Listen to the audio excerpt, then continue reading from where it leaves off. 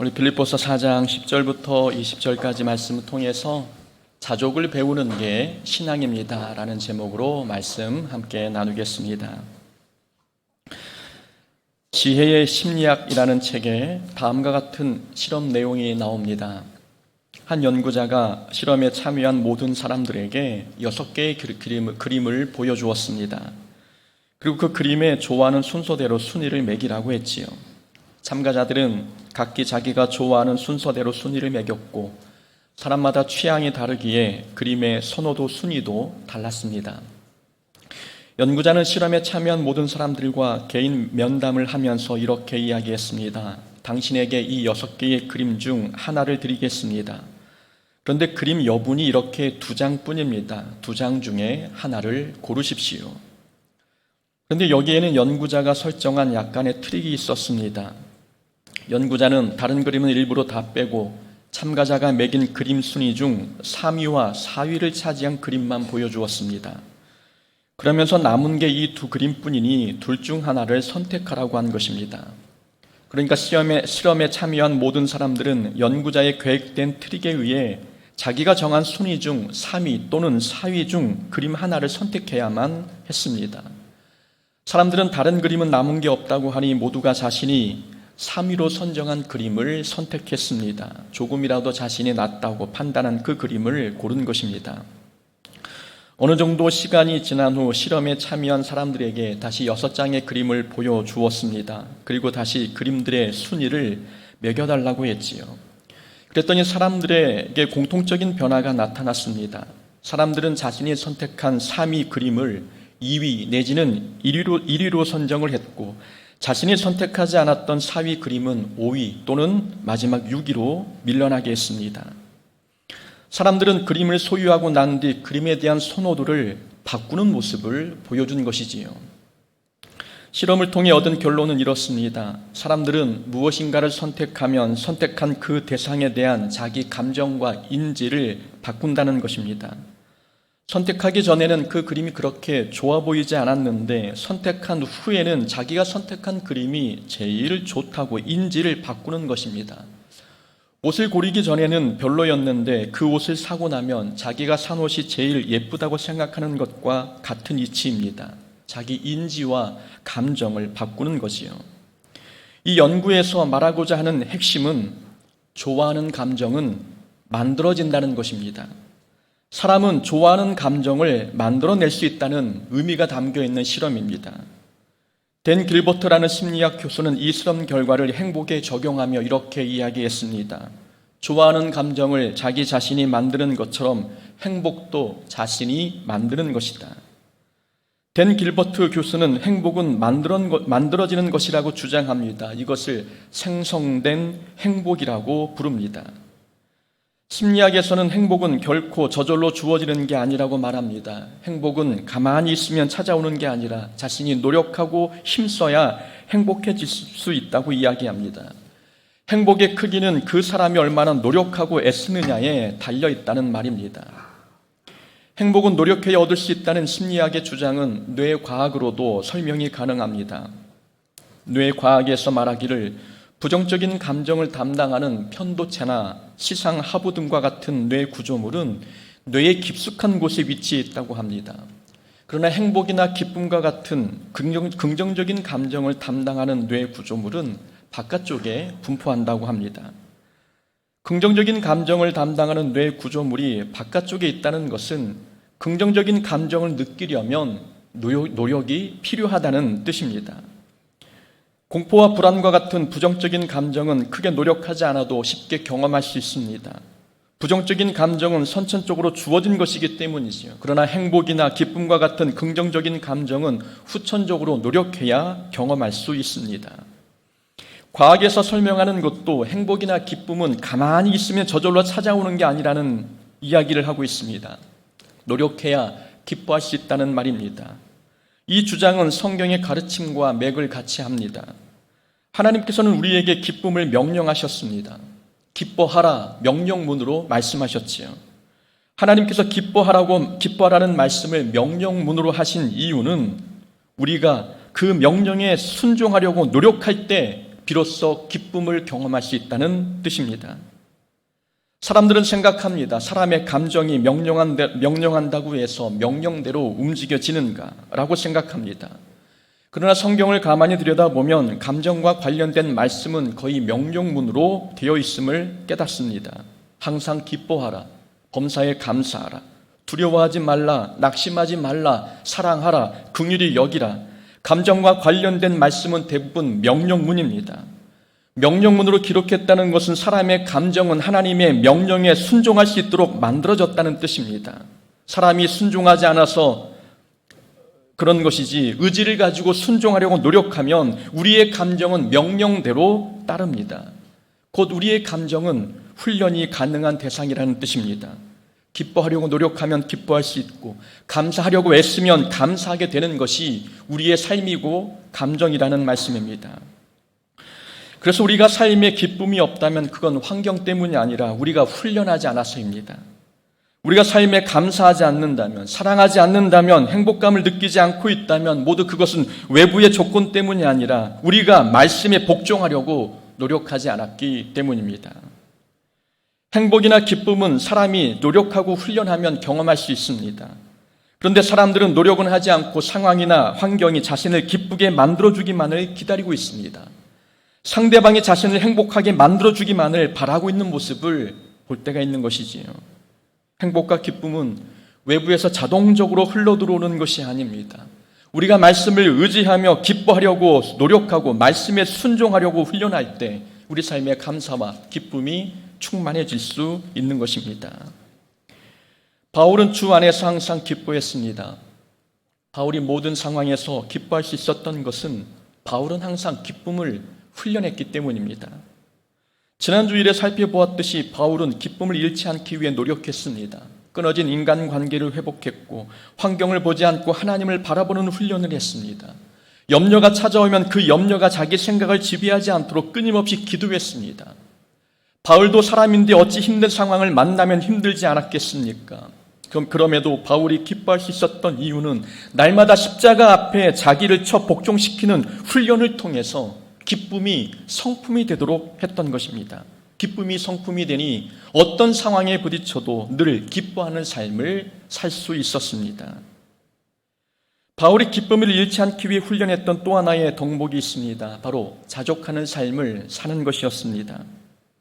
내가 궁핍함으로 말하는 것이 아니니라. 어떠한 형편에든지 나는 자족하기를 배웠노니 나는 비천에 처할 줄도 알고 풍부에 처할 줄도 알아. 모든 일 곧 배부름과 배고픔과 풍부와 궁핍에도 처할 줄 아는 일체의 비결을 배웠노라.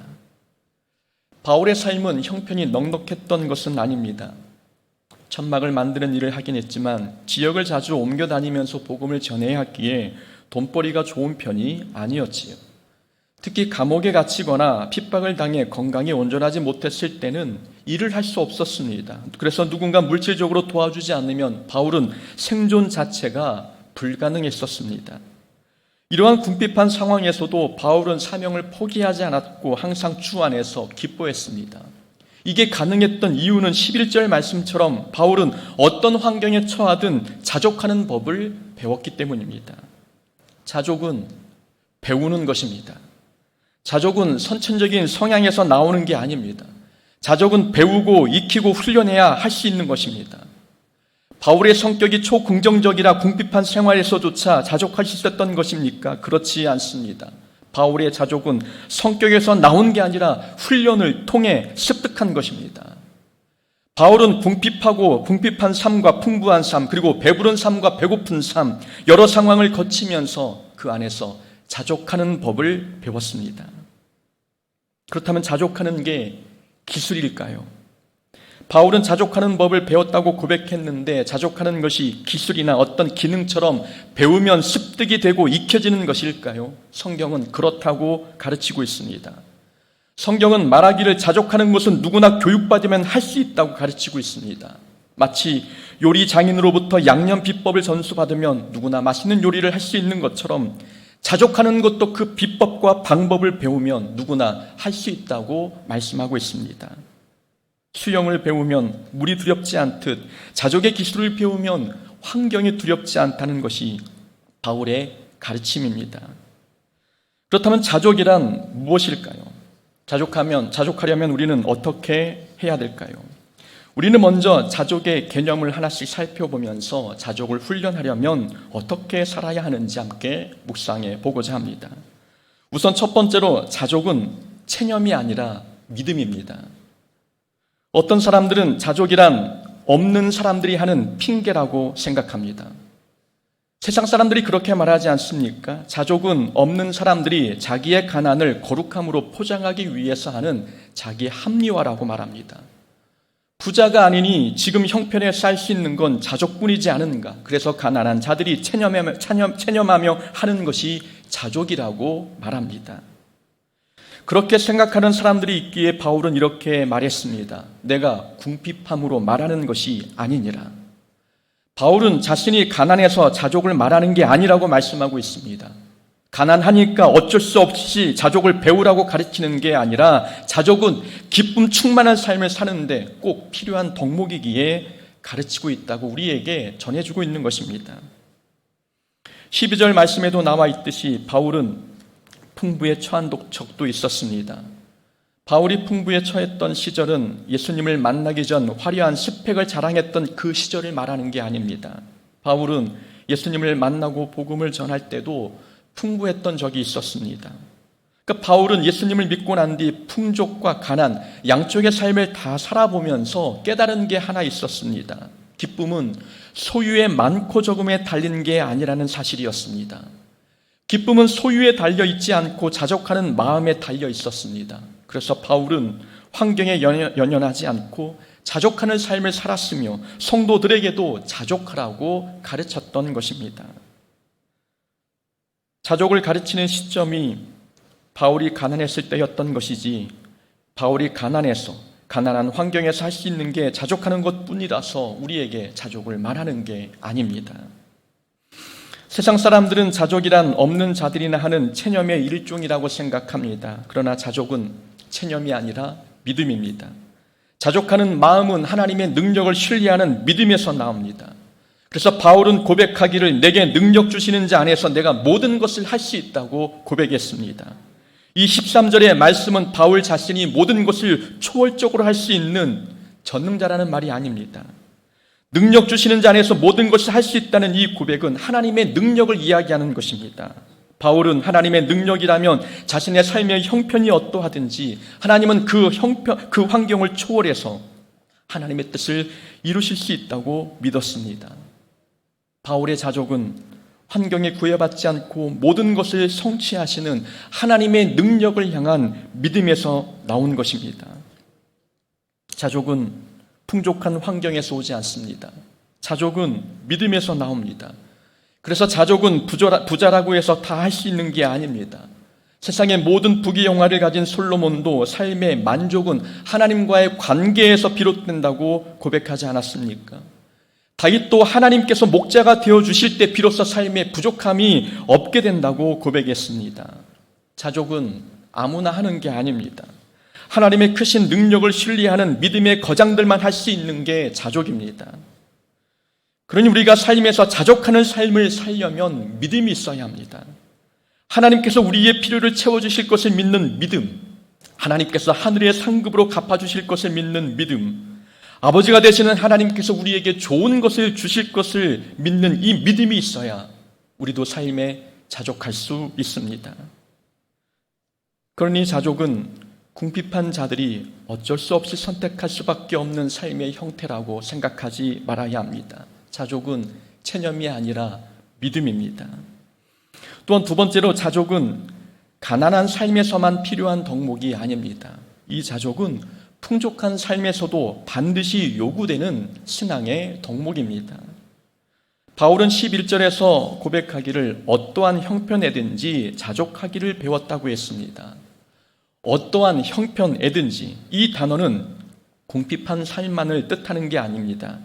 풍족하고 부유한 삶도 포함되어 있는 단어가 어떠한 형편에든지 이 단어에 속해 있는 것이요. 그러니까 바울은 풍족한 삶에서도 자족을 배웠다고 고백한 것입니다. 바울은 가난한 사람에게만 자족하라고 말씀하고 있는 게 아닙니다. 자족은 가난하든 풍족하든 어떤 환경에 있든지 성도라면 반드시 배우고 익히고 지켜야 하는 덕목이라고 가르치고 있습니다. 한번 물어보겠습니다. 가난한 사람이 욕심이 많을까요? 아니면 부자가 욕심이 많을까요? 정답은 자족하지 않은 사람들이 욕심이 많습니다. 궁핍한 사람이라고 해서 탐심이 많은 것도 아니고 부자라고 해서 다 너그러운 것은 아닙니다. 물질 훈련이 되지 않은 사람은 풍요롭게 살아도 인색합니다. 그러나 물질 훈련을 잘 받은 사람은 궁핍하게 살아도 베풀 줄 아는 거지요. 그러니까 욕심은 경제적 형편과 관계가 있는 게 아닙니다. 풍족하게 사는 사람은 욕심이 없고 가난한 사람에게만 욕심이 있다? 그렇지 않습니다. 욕심이라는 죄는 환경과 관계 있는 게 아니고 자족할 줄 모르는 마음과 관계가 있는 것입니다. 그래서 자족은 궁핍한 사람에게만 필요한 덕목이 아니라 풍족하게 사는 모든 사람에게도 요구되는 신앙의 덕목인 것입니다. 우리가 풍족하게 살고 있다고 해서 죄의 유혹으로부터 안전하다고 생각하지 말아야 합니다. 사탄은 환경을 보고 공격하지 않습니다. 사탄은 우리의 마음을 보고 공격합니다. 사탄이 궁핍하게 사는 사람만 찾아서 공격하겠습니까? 그렇지 않습니다. 사탄은 만족할 줄 모르는 그 마음을 타겟 삼아 공격합니다. 잠언 30장에서 아굴은 하나님께 기도하기를 가난하게도 하지 마시고 부하게도 하지 말아달라고 기도했습니다. 아굴은 가난하면 도둑질하여 하나님의 영광을 가리게 될까봐 염려스러웠고 부유하면 배가 불러서 하나님을 모른다 이야기할까 걱정이었습니다. 그래서 아굴은 가난도 부유함도 말고 다만 필요한 양식만 달라고 기도했습니다. 아굴은 풍족하게 사는 게 좋을지 아니면 가난하게 사는 게 유익하게 되는 것인지 아굴의 고민은 이러한 삶의 형편의 문제가 아니었습니다. 아굴은 마음의 문제를 놓고 기도한 것입니다. 아굴이 필요한 양식만 달라고 한 이 기도는 양식이 넘치지 않아도 만족하며 살게 해달라는 기도였습니다. 세상에 많은 사람들은 물질이 넘쳐야 만족하고 또 많이 쌓아두어야 기뻐하는데 아굴은 필요한 것만 있어도 만족하는 사람이 되게 해달라고 기도했습니다. 아굴이 만족하는 사람이 되길 원했던 이유는 자족하는 마음이 없으면 죄의 유혹에 빠지기 쉽기 때문입니다. 가난한 삶에 죄의 유혹이 없고 풍족한 삶에 죄의 유혹이 많은 게 아닙니다. 아굴은 가난한 삶에는 도둑질의 유혹이 있고 부유한 삶에는 하나님을 잊어버릴 위험이 있다고 고백했습니다. 자족할 줄 모르는 사람에게는 모든 환경이 죄에 빠질 수 있는 환경이 된다는 말씀입니다. 사탄은 우리의 환경을 보고 공격하는 게 아니라 사람의 마음을 보고 공격하기 때문입니다. 출애굽한 이스라엘 민족을 생각해 보십시오. 가나안 땅에 사탄의 유혹이 더 많았습니까? 아니면 광야의 유혹이 더 많았습니까? 광야라고 해서 유혹이 특별히 더 많은 것도 아니었고 풍족한 가나안 땅이라고 해서 유혹이 적은 게 결코 아니었습니다. 이스라엘 민족은 광야에서는 불평의 죄에 빠졌고 가나안 땅에서는 우상 숭배의 죄를 범했습니다. 이스라엘 민족은 모든 곳에서 죄를 범했습니다. 죄에 빠진 이유는 환경 때문이 아니라 자족할 줄 모르는 마음 때문이었습니다. 악한 마귀 원수는 자족할 줄 모르는 마음을 노립니다. 그러니 자족은 궁핍한 사람들에게만 필요한 덕목이라고 생각하지 말아야 합니다. 자족할 줄 모르는 사람에게는 모든 환경이 위험합니다. 자족은 물질의 많고 적음을 떠나 모든 그리스도인이 갖춰야 할 신앙의 덕목입니다. 또한 세 번째로 자족은 다른 말로 하면 영적인 배부름입니다. 18절에서 바울은 내게는 모든 것이 있고도 풍족한지라 에바브로 디도편에 너희가 준 것을 받음으로 내가 풍족하다라고 고백했습니다. 바울은 모든 것을 가졌고 풍부하다고 이야기하고 있지요. 정말 바울이 말한 것처럼 바울은 부족한 게 없고 풍족할까요? 그렇지 않습니다. 감옥에 있는 바울이 풍족해봤자 얼마나 풍족하겠습니까? 바울이 여기서 말하는 풍족하다고 한 그것은 영적인 풍족함을 이야기하고 있는 것입니다. 바울은 빌립보 교인들이 보여준 사랑에 큰 기쁨을 경험했습니다. 16절에 보니 바울이 빌립보 교회를 세우고 데살로니가로 떠났을 때 빌립보 교인들은 2차례나 바울에게 선교헌금을 보냈습니다. 바울은 받은 헌금이 기쁜 게 아니라 교인들이 바울의 사역에, 하나님의 사역에 동참할 정도로 믿음이 성장한 모습이 기뻤습니다. 그래서 1장 3절과 4절에서 우리가 보았듯이 바울은 빌립보 교인들을 생각할 때마다 감사가 넘쳤고 기쁨이 충만했습니다. 바울은 물질이 많아서 풍족한 게 아니었습니다. 교인의 사랑 때문에 기쁨이 풍족했고 교인을 통해 공급하시는 하나님의 신비한 섭리로 인해 은혜가 풍족했습니다. 바울이 스스로 부족함이 없다고 생각한 이유는 바울이 기쁨이 충만했고 은혜가 충만했으며 성령이 충만했기 때문입니다. 한마디로 바울은 영적인 배가 부른 상태였습니다. 바울은 영적인 배가 불렀기에 소유가 많지 않아도 자족할 수 있었습니다. 바울은 세상에 속한 것보다 더 값지고 귀한 영적인 것을 누리고 있었으니 바울은 삶의 형편과 상관없이 늘 자족했던 것입니다. 배부른 사람은 냉장고 문을 열지 않듯이 영적인 배가 부른 사람은 세상적인 것에 욕심내지 않습니다. 영적인 배가 불러야 자족할 수 있다는 말씀입니다. 그래서 자족은 다른 의미에서 영적인 배부름입니다. 주변을 보면은 물질이 많고 사회적 직분이 높은데도 불구하고 삶의 만족을 느끼지 못하고 오히려 공허함을 느끼는 사람들이 많음을 보게 됩니다. 만족이 없다는 것은 영적인 문제입니다. 영적으로 허기가 졌다는 뜻입니다. 영적으로 허기가 졌는데 그게 밥을 많이 먹는다고 해결되겠습니까? 영적인 허기는 세상에 좋은 것을 모두 쓸어 담아도 그것을 해결할 수 없습니다. 삶의 공허함은 영적인 것으로만 채울 수 있습니다. 그런데 사람들은 환경을 바꾸면, 더 좋은 것을 가지면 삶이 더 만족스러울 것이라 생각합니다. 우리는 하나님의 형상으로 지음받은 영적인 존재입니다. 하나님의 형상으로 지음받은 존재가 이 세상에 속한 하찮은 것으로 어찌 충족이 되겠습니까? 하나님의 자녀가 세상의 금은 보화와 부귀영화를 얻는다고 해서 만족할 수 있겠습니까? 하나님의 자녀는 하나님을 만나야 공허함이 사라집니다. 하나님 말고 이 세상에 속한 모든 것을 가져다 준다 할지라도 하나님의 자녀를 만족시켜 줄 수 있는 것은 하나님 말고는 존재하지 않습니다. 우리가 자족하는 삶을 살려면 항상 영적인 배가 불러 있어야 합니다.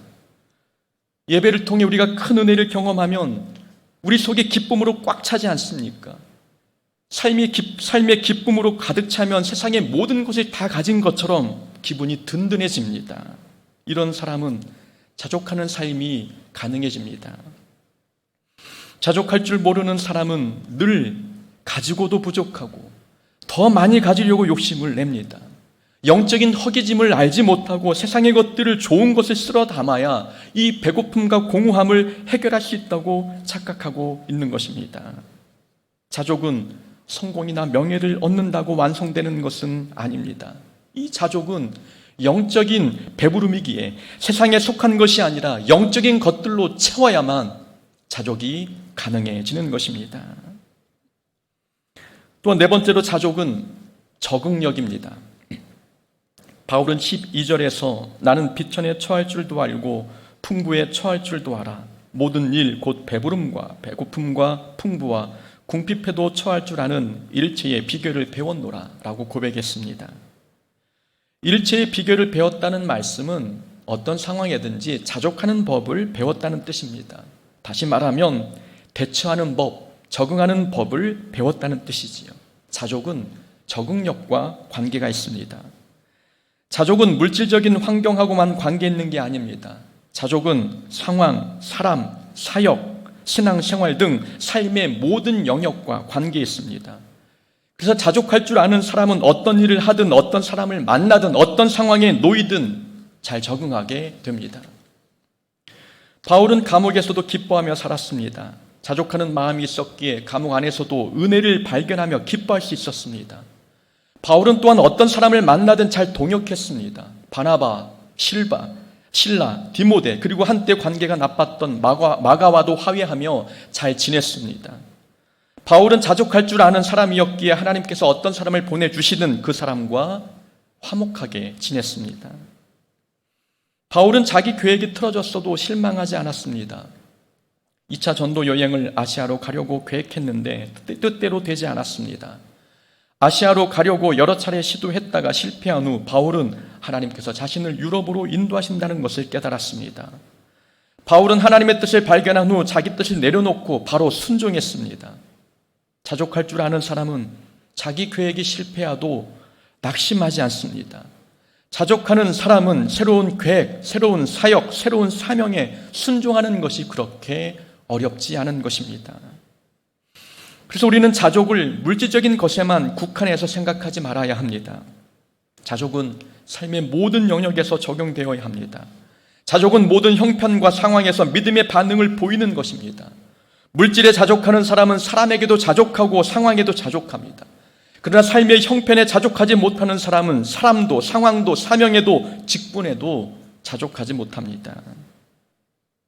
자족하는 사람은 어디에 갖다 놔도 감사하지만 자족할 줄 모르는 사람은 어떤 곳에서든 불평합니다. 자족하는 사람은 모든 곳에서 잘 적응하기에 믿음의 반응을 보일 수 있습니다. 그래서 자족은 적응력입니다. 자족이라는 단어의 의미는 자기 스스로 만족한다는 뜻입니다. 자족은 그 단어의 뜻만 보더라도 다른 사람과 비교를 통해 자족을 경험할 수 있는 게 아님을 알 수 있습니다. 자족의 기준은 다른 사람이 정하는 게 아니라 자기 자신이 정하는 것입니다. 그래서 자족의 기준이 사람마다 다릅니다. 어떤 사람은 40평 아파트에도 만족하지 못하지만 어떤 사람은 사글세를 살아도 만족해야 합니다. 그렇게 되는 이유가 내가 거기에 자족하기로 결심했기 때문입니다. 그러니까 자족하는 법을 배우려면 다른 사람과 결코 비교해서는 안 됩니다. 자족은 비교를 통해 경험할 수 있는 게 아닙니다. 자족은 하나님께서 주신 것에 만족하는 것입니다. 그게 물질이든 환경이든 상황이든 사람이든 하나님께서 주셨다면 다 이유가 있다고 믿는 믿음이 우리를 자족하게 만듭니다. 그런 자족하는 삶을 살 때 하나님이 공급하시는 기쁨과 평강이 우리 마음에 삶에 가득한 것입니다. 짧지만 신앙생활 해보니 자족하지 않으면 사람이 유치해지는 것 같습니다. 비굴해지고 작은 돈, 작은 문제에 사람이 치사해집니다. 그래서 바울은 디모데에게 교훈하기를 자족하는 마음이 있으면 경건에 큰 이익이 된다고 가르쳤습니다. 신앙생활에서 다른 것은 몰라도 자족하는 법만큼은 반드시 배워야 한다고 가르치는 것입니다. 아직 신앙생활 하면서 신앙생활에 목표가 없다면 자족하는 삶을 목표로 삼아보시면 좋겠습니다. 자족은 우리 신앙생활의 목표가 되어야 합니다. 자족하는 삶을 살 때 우리 삶에 하나님이 얼마나 큰 기쁨과 얼마나 큰 은혜를 넘치게 부어주시는지 우리는 경험할 수 있는 것입니다. 어떤 형편에든지 우리가 모두 자족하는 성도가 되어서 하나님이 공급하시는 하늘의 기쁨을 맛보는 우리 모두가 될 수 있기를 주의 이름으로 축원합니다. 아멘.